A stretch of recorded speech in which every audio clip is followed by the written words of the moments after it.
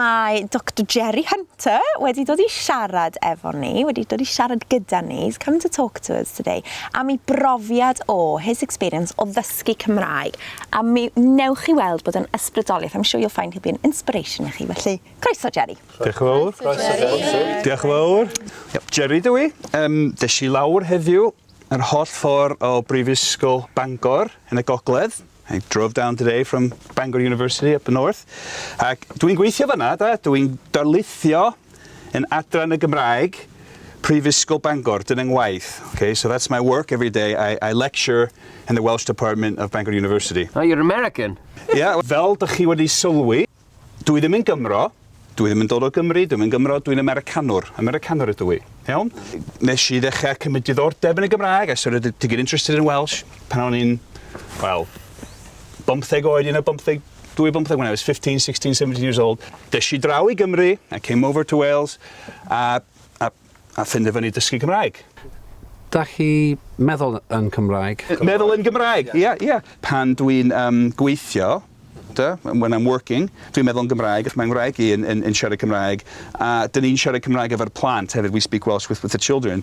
So, dwi'n meddwl yn Gymraeg am lawr iawn o bethau, felly o ran hynna. Dwi'n, fatha chi, like you, fatha chi, dwi'n ddysgwr, dwi wedi dysgu Cymraeg fel ail iaith. I've learnt Welsh as a second language. Felly, dwi'n gallu uniaethu. I can relate to what you're going through, in a sense. Maen nhw'n dysgu Cymraeg fel pwnc prifysgol. They teach Welsh as a university subject.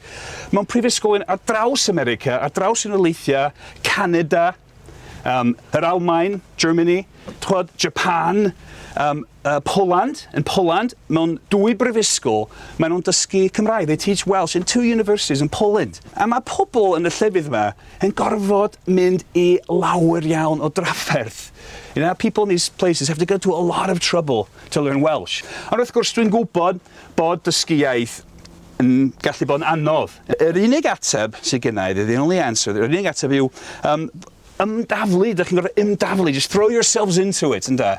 A gweithio'n galad, ynda. Gweithio'n galad, ac os dych chi'n rhoi y gwaith I fewn, mi fyddwch chi'n elwa. Just, if you put the work in, you'll succeed. O, dyna ni, mae'n iaith fach, ond mae'n gymaint ar gael drwy'r iaith Gymraeg. It's a small language, but it punches above its weight. Yeah, man.